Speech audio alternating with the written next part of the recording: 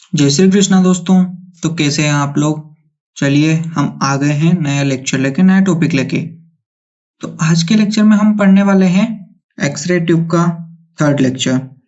X ray tube का second lecture हमने पहले पढ़ लिया था, जो एमसीक्यू सीरीज हमारी चल रही है उसी में।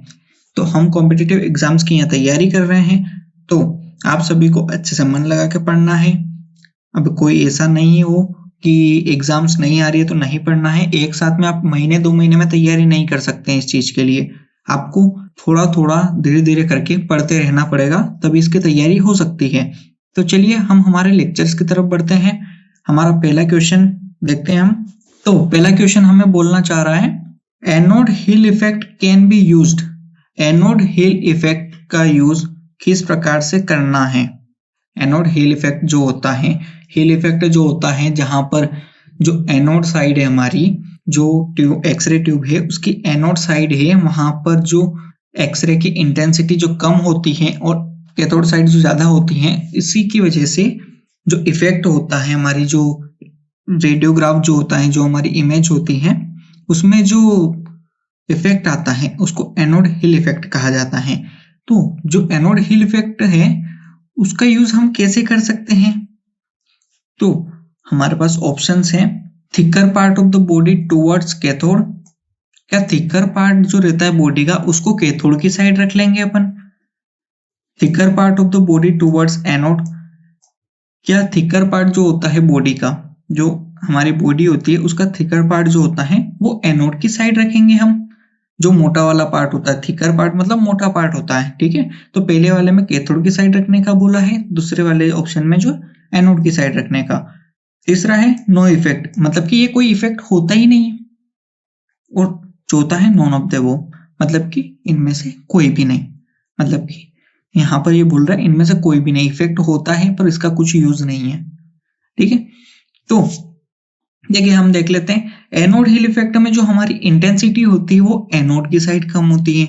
एनोड की साइड कम होगी मतलब कि एनोड की साइड में अगर हम थिकर पार्ट रखते हैं, एनोड की साइड में अगर हम थिकर पार्ट रखते हैं तो वहां पर जो हमारी एक्सरे की इंटेंसिटी कम होने की वजह से जो इमेज है वो ग्रेनी आएगी। और जब अपन कैथोड की साइड हमारा थिकर पार्ट रखेंगे तो वहां पर इंटेंसिटी ज्यादा होने की वजह से वहां पर हमारी इमेज जो है वो शार्प आएगी, क्लियर आएगी, उसका स्पेशल रेजोल्यूशन जो है वो बहुत अच्छा आएगा। तो जो हमारा फर्स्ट ऑप्शन है वो हमें बोल रहा है thicker part of the body towards cathode, मतलब कि कैथोड की तरफ थिकर पार्ट जो है बॉडी का वो रखना है क्या। तो हाँ, ये हमारा सही ऑप्शन है। थिकर पार्ट जो है हमारी बॉडी का वो हम कैथोड की साइड रखेंगे और एनोड की साइड हमारा जो थिनर पार्ट है, जो पतला पार्ट है बॉडी का, वो रखेंगे। एग्जाम्पल अगर हम लेग और थाई, मतलब कि अगर हम नी ले रहे हैं तो हम नी का जो थिकर पार्ट होता है, नी में थिकर पार्ट कौन सा हमारी थाई की तरफ होता है, जो ऊपर की तरफ होता है, वो हम कैथोड की साइड रखेंगे। और जो हमारा लेग होता है वो हम एनोड की साइड रखेंगे, क्योंकि हमारा लेग जो है वो पतला होता है और जो थाई है वो मोटी होती है। तो वहां पर जो हमारी क्लैरिटी रहेगी वो बहुत ज्यादा अच्छी आएगी, उसमें कोई दिक्कत नहीं आएगी। एग्जाम्पल हम चेस्ट में भी ले लेते हैं। जो चेस्ट है उसमें जो हमारा लोअर पार्ट है चेस्ट का, जो लोअर पार्ट है वो थिक होता है। जो अपर पार्ट है, जो हम अगर हमारे जो क्लेविकल है उसके पास से देख लेते हैं तो यहाँ पर थिनर पार्ट हो जाता है। तो जो हमारा थिन पार्ट है वो हम एनोड की साइड रखते हैं और जो थिकर पार्ट है वो कैथोड की साइड रखते हैं, ठीक है। यहां समझ आ गया। चलिए हम नेक्स्ट क्वेश्चन देखते हैं अब। तो दूसरा क्वेश्चन हमारा ये रहा, हिल इफेक्ट डिपेंड्स ऑन। ये भी हिल इफेक्ट के ऊपर ही है। हिल इफेक्ट किसके ऊपर डिपेंड होती है। हिल इफेक्ट जो होती है वो इन चारों ऑप्शंस में से किसके ऊपर डिपेंड होती है।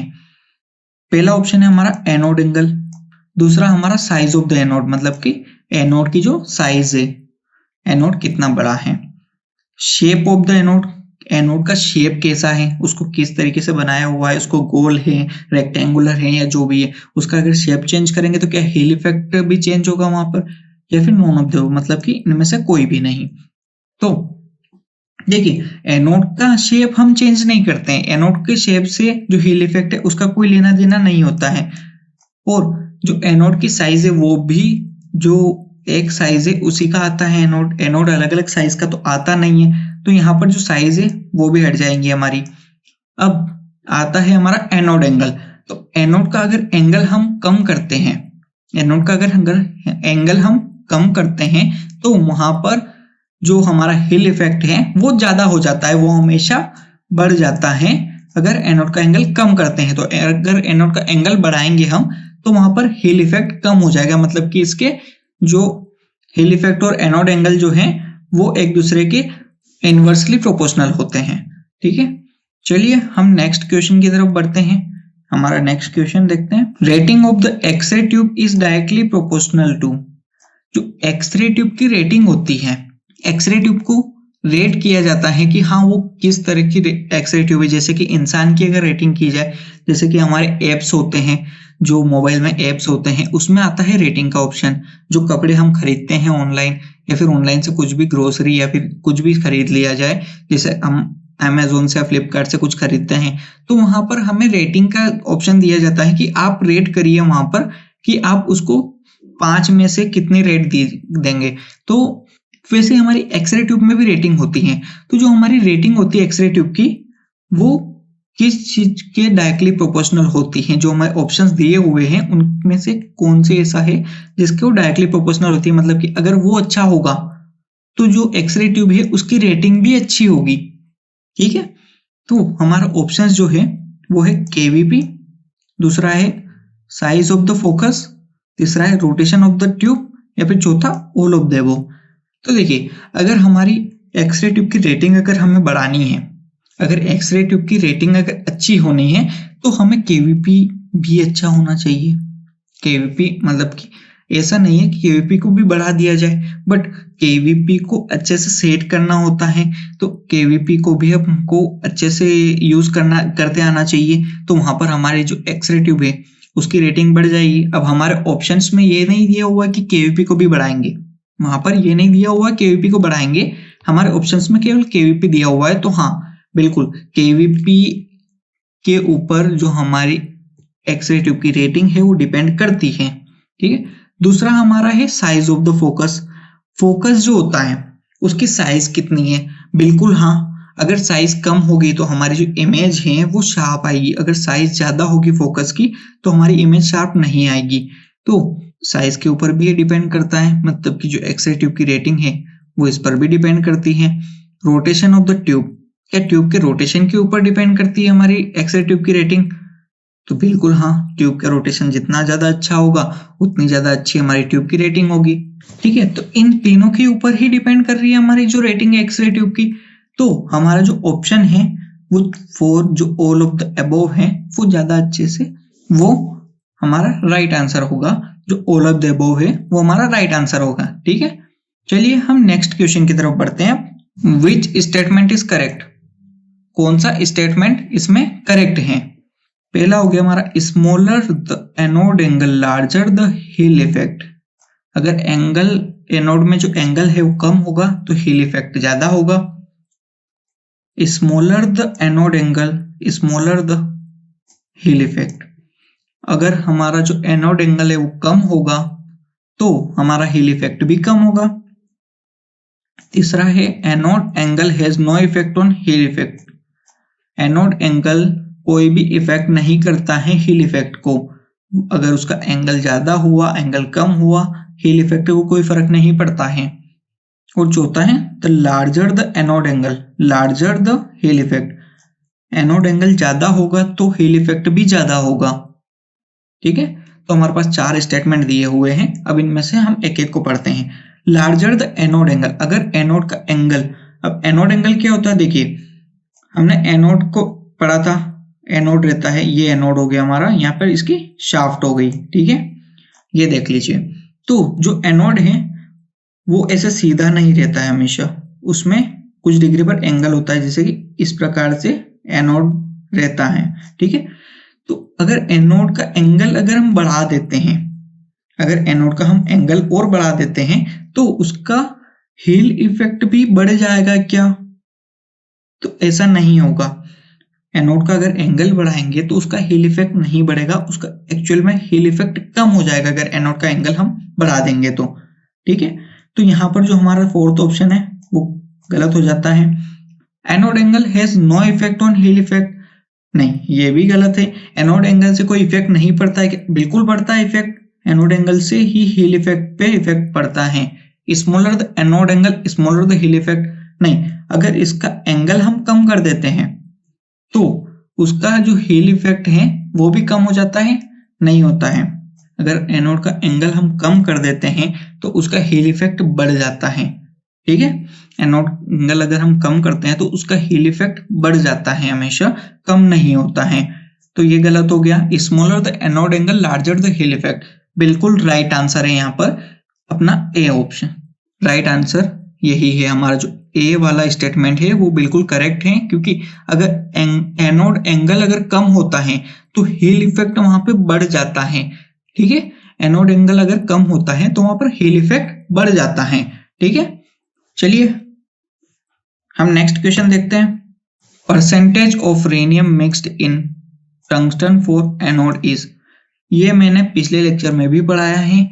हाँ, क्वेश्चन नहीं आया है पर मैंने इस चीज के बारे में बताया था कि रेनियम को कितना परसेंट हमारे टंगस्टन के साथ में मिक्स किया जाता है एनोड के लिए। तो जो हमारा राइट आंसर है वो है यहाँ पर बी, 5 to 6% यहाँ पर राइट आंसर होता है हमारा।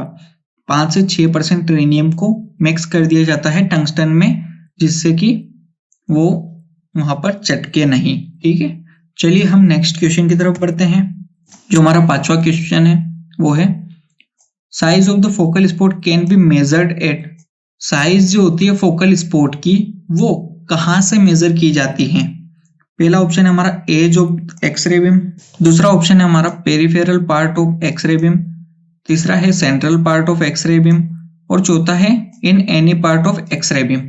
हमारे पास 4 ऑप्शन ये दिए हुए हैं। अब एज नहीं होता है, एज से कभी भी हम एक्सरे बीम की जो एज होता है उससे हम फोकल स्पॉट की साइज कभी भी मेजर नहीं करते हैं, तो ये गलत ऑप्शन है हमारा। पेरिफेरल पार्ट बिल्कुल नहीं होगा, पेरिफेरल पार्ट से भी हम एक्सरे बीम का जो पेरिफेरल पार्ट होता है उससे भी हम फोकल स्पॉट की साइज को मेजर नहीं करते हैं। जो हमारा तीसरा ऑप्शन है वो central part of the x-ray beam, हाँ बिल्कुल सेंट्रल पार्ट से करते हैं। एक्सरे बीम का जो सेंट्रल पार्ट होता है, एक्सरे बीम का जो सेंट्रल पार्ट होता है वहां से हमारे जो फोकल स्पॉट है उसकी साइज को मेजर किया जाता है, बाकी और किसी भी जगह से नहीं किया जाता है, किसी भी पार्ट से नहीं किया जाता है एक्सरे बीम के। बस सेंट्रल पार्ट जो होता है वहां से एक्सरे बीम का जो सेंट्रल पार्ट होता है वहां से फोकल स्पॉट की साइज जो है वो मेजर की जाती है, ठीक है। चलिए नेक्स्ट क्वेश्चन की तरफ बढ़ते हैं। Rhenium is added in anode tungsten because of, जो एनोड होता है वो टंगस्टन का बना होता है, सभी को पता है। टंगस्टन के साथ में रेनियम को भी मिक्स कर दिया जाता है, ये भी पता है सभी को। रेनियम को मिक्स करते हैं 5 से 6%, ये भी हमने पिछले वाले क्वेश्चंस में पढ़ लिया है, ठीक है। और मैंने ये कारण भी बताया था कि रेनियम को क्यों मिक्स करते हैं। तो हमारा जो ये क्वेश्चन है ये यही पूछ रहा है कि रेनियम को मिक्स करते हैं एनोड के जो टंगस्टन है उसके साथ में, क्यों करते हैं, क्या कारण है उसका जो रेनियम को मिक्स कर दिया जाता है वहां पर। तो जो पहला ऑप्शन है हमारा वो है high thermal capacity thus prevent cracks, उसकी थर्मल कैपेसिटी ज्यादा होती है जिससे वो क्रैक नहीं होने देता है। दूसरा है हाई कंडक्टिविटी, वो हाई थर्मल कंडक्टिविटी होती है, मतलब कि वो अच्छे से थर्मल हीट है उसको कंडक्ट कर सकता है। तीसरा है हाई मेल्टिंग पॉइंट, उसका मेल्टिंग पॉइंट हाई होता है, मतलब कि वो जो उसका पिघलने की जो क्षमता है वो बहुत ज्यादा होती है, वो बहुत ज्यादा टेम्परेचर पर ही पिघलेगा। और चौथा होता है high atomic number, high atomic number होता है। तो अब मैं यहाँ बताता हूँ आपको, कुछ बच्चे आप में से ऐसे भी होंगे जो हाई एटॉमिक नंबर वहां पर सही राइट करेंगे, हाई एटॉमिक नंबर या फिर हाई मेल्टिंग पॉइंट भी राइट करेंगे। कुछ बच्चे होंगे इसमें से जो ये काम करेंगे, पर ऐसा हमको नहीं करना है, हमें अच्छे से क्वेश्चन को पढ़ना है। टंगस्टन का यूज किया जाता है, क्यों? क्योंकि उसका हाई एटॉमिक नंबर होता है, बिल्कुल हाई मेल्टिंग पॉइंट होता है, बिल्कुल इसीलिए किया जाता है। पर जो हम रेनियम का यहाँ पर पढ़ रहे हैं तो रेनियम का इसी वजह से नहीं किया जाता, उसका एटॉमिक नंबर हाई नहीं होता है, मेल्टिंग पॉइंट भी हाई, पर उसको एटॉमिक नंबर और मेल्टिंग पॉइंट की वजह से कभी भी यूज नहीं किया जाता है, उसको उसकी थर्मल कैपेसिटी की वजह से यूज किया जाता है, क्योंकि उसकी थर्मल कैपेसिटी जो है वो हाई होती है। वो ज्यादा हीट को अपने ऊपर सहन कर सकती है, उसकी कैपेसिटी उतनी है। अगर किसी को आप मुक्का मारोगे और उसकी कैपेसिटी अगर ज्यादा है अगर मार खाने की, तो वहां से नहीं हिलेगा, पर अगर उसकी कैपेसिटी कम है तो वो वहां से भाग जाएगा, ठीक है, या फिर उसको अच्छे से कोई चोट लग जाएगी, ठीक है। पर अगर किसी की कैपेसिटी ज्यादा है, अगर उसको मारा तो उसको वहां पर कुछ भी नहीं होगा, वो नॉर्मल इंसान रहेगा, उसको कोई फर्क नहीं पड़ेगा उससे। तो यहाँ पर भी यही है, रेनियम जो है उसकी थर्मल कैपेसिटी ज्यादा होती है, तो वहां पर अगर उसको गर्म भी कर दिया जाए ज्यादा तो वो क्रैक नहीं होगा, वो टूटेगा नहीं, वहां से उसमें कोई भी क्रैक नहीं आएगा, ठीक है। तो हमारा जो ऑप्शन ए है वो यहाँ पर सही हो जाता है। चलिए हम नेक्स्ट क्वेश्चन की तरफ बढ़ते हैं। The stem of rotating anode disc is made up of molybdenum due to. जो हमारी स्टेम होती है रोटेटिंग एनोड डिस्क में, रोटेटिंग एनोड सभी मैंने पढ़ा है अच्छे से, तो रोटेटिंग एनोड जो होता है हमारा, उसकी जो डिस्क होती है वो मोलिब्डेनम की बनी होती है, ठीक है। मोलिब्डेनम की जो कि मैंने बताई थी, मोलिब्डेनम की क्यों बनी होती है, वहां पर ये क्वेश्चन आ गया है। अब पहले हमने रीनियम का पढ़ा, रीनियम को क्यों यूज किया जाता है, अब हम पढ़ते हैं मोलिब्डेनम को वहां पे क्यों यूज किया जाता है। तो यहाँ पर पहला ऑप्शन जो है हमारा वो है गुड थर्मल कंडक्टिविटी, दूसरा ऑप्शन है हमारा पुअर थर्मल कंडक्टिविटी, तीसरा ऑप्शन है गुड हीट स्टोरेज कैपेसिटी, और चौथा ऑप्शन है नो हीट स्टोरेज कैपेसिटी, ठीक है। तो ये चारों जो ऑप्शन है हमारे, ठीक है। गुड थर्मल कंडक्टिविटी मतलब कि थर्मल कंडक्टिविटी मतलब कि वो हीट को अच्छे से कंडक्ट कर सकता है, अपने अंदर समाहित कर सकता है, तो इस वजह से है क्या पुअर थर्मल कंडक्टिविटी, वो हीट को अच्छी तरीके से कंडक्ट नहीं कर सकता है, थर्मल जो एनर्जी होती है उसको कंडक्ट अच्छे से नहीं कर सकता है, वो ज्यादा हीट को कंडक्ट नहीं करेगा। क्या इस वजह से होती है? गुड हीट स्टोरेज कैपेसिटी, उसकी हीट स्टोरेज कैपेसिटी बहुत ज्यादा अच्छी है इस वजह से, या फिर नो हीट स्टोरेज कैपेसिटी, उसकी हीट स्टोरेज की कोई कैपेसिटी नहीं है, वो हीट स्टोर कर ही नहीं सकता, क्या इस वजह से, ठीक है। अब यहाँ पर भी कुछ गलतियां होती हैं, यहाँ पर भी पहले मुझसे भी होती थी, पहले मुझे भी ये चीजें समझ में अच्छे से नहीं आती थी, तो मुझसे गलतियां हुई है, इसीलिए मैं ये चीजें भी बता रहा हूँ। यहाँ पर गलतियां होती हैं, अक्सर गलतियां होती है, तो यहाँ पर हमें गलती बिल्कुल भी नहीं करनी है, क्योंकि ये होते हैं हमारे प्लस पॉइंट, यहाँ पर हमें बिल्कुल भी गलती नहीं करनी है। हम क्या सोचेंगे, थर्मल कंडक्टिविटी अच्छी है मतलब कि वो हीट स्टोरेज अच्छा कर सकता है, तो बिल्कुल यही ऑप्शन सही है, तो हम वहां पर ए लगा के चल पड़ते हैं, भैया हमारा ऑप्शन सही है। पर यहाँ पर जो ऑप्शन है ये बिल्कुल गलत है, यहाँ पर ये ऑप्शन कभी भी नहीं हो सकता, गुड थर्मल कंडक्टिविटी नहीं हो सकता। अगर थर्मल कंडक्टिविटी अगर उसकी अच्छी रही तो वहां पर हीट ज्यादा अगर जमा हुई तो वहां पर जो हमारा मोलिब्डेनम का जो स्टेम है वो टूट जाएगा, क्योंकि वो बहुत पतला स्टेम होता है, वहां पर ज्यादा हम हीट नहीं दे सकते, अगर ज्यादा हीट गई तो वहां से टूट जाएगा और एनोड अपना फेल हो जाएगा, ठीक है। तो वहां पर हमारा जो ऑप्शन बी है वो सही होगा, वहां पर जो हीट कंडक्ट जो करता है वो बिल्कुल कम करता है, वो उसके अंदर हीट को लेता ही नहीं है। अगर हीट को उसके अंदर लेगा ही नहीं तो हीट क्या करेगा, हमारा जो एनोड है उसी के ऊपर रहेगा, और जब एनोड रोटेट होगा तो वहां से वो स्प्रेड हो जाएगा, वहां से इधर उधर चले जाएगा, और जो बाहर जो हमारा ग्लास एनवेलोप है उसके बाहर जो हमारा ऑयल भरा है वो उसको एब्जॉर्ब कर लेगा, ठीक है। तो यहाँ पर जो हमारा ऑप्शन बी है वो सही है।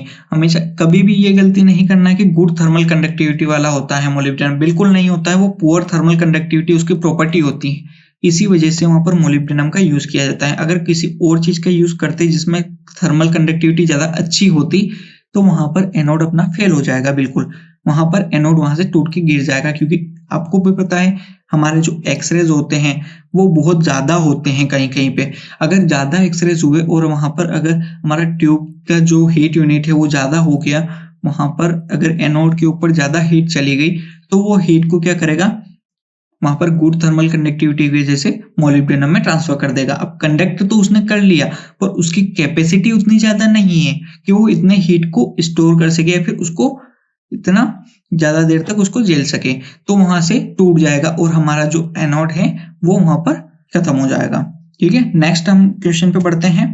The ideal table top required for x-ray table is, ideal table top जो है वो हमारे एक्सरे टेबल में जो रिक्वायर्ड होता है, आइडियली हमें कौन सा टेबल टॉप है, मतलब कि कौन से जो मटेरियल है उसका टेबल टॉप को हमारे एक्सरे में जरूरी समझते हैं। ठीक है, तो पहला जो ऑप्शन है हमारा वो कार्बन फाइबर, दूसरा प्लास्टिक, तीसरा वुड और चौथा है नन। अब देखिए वुड है, वुड का तो कभी बना नहीं होता है, कभी आपने देखा है कि वुड का बना होता है? लकड़ी का बना हुआ देखा कभी वहां पे कि हमारा जो टेबल टॉप है वो लकड़ी का बना होता है? नहीं, बिल्कुल भी नहीं हो सकता वहां पे लकड़ी का। ठीक है, दूसरा प्लास्टिक का, भाई टूट जाएगा। प्लास्टिक कितना ज्यादा वेट झेल सकती है, वो कितना ज्यादा वेट झेलेगी वहां पर, प्लास्टिक टूट जाएगी। प्लास्टिक बिल्कुल भी नहीं हो सकता। तो हमारा जो कार्बन फाइबर है वो हमारा राइट आंसर होगा। यहाँ पर कार्बन फाइबर की टेबल टॉप चाहिए होती है, क्योंकि कार्बन फाइबर हार्ड भी होता है और वहां से एक्सरेज भी अच्छे से उससे पार हो सकती हैं। ठीक है, इसीलिए हमारा कार्बन फाइबर है वो उसको यूज करते हैं। चलिए नेक्स्ट क्वेश्चन की तरफ बढ़ते हैं हम। जो 10वां क्वेश्चन है हमारा, the carbon fibre table top is used in x-ray table due to.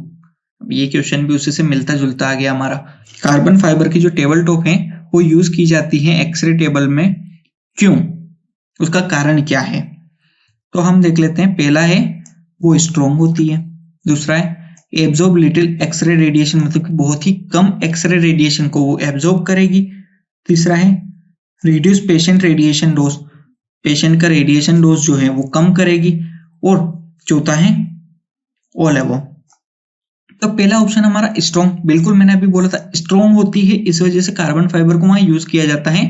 ठीक है, दूसरा हो गया हमारा एब्जॉर्ब लिटिल एक्स रेडिएशन, तो बिल्कुल हाँ, ये भी मैंने आपको बोला कि एक्स रेडिएशन को वो अच्छे से पार होने देती है, मतलब कि उसको एब्जॉर्ब नहीं करेगी। ठीक है, चौथा हो गया हमारा रिड्यूस पेशेंट रेडिएशन डोज। अब यहाँ पर कंफ्यूजन हो जाता है, पेशेंट रेडिएशन डोज वहां कैसे कम कर सकती है, वो रिड्यूस कैसे करेगी पेशेंट के रेडिएशन को डोज को? तो यहाँ पर बताता हूँ, अगर हम किसी और मटेरियल का अगर यूज करते हैं तो वहां पर जो एक्सरे एब्जॉर्प्शन होगा वो ज्यादा होगा, एक्सरे को ज्यादा एब्जॉर्ब करेगी टेबल हमारी।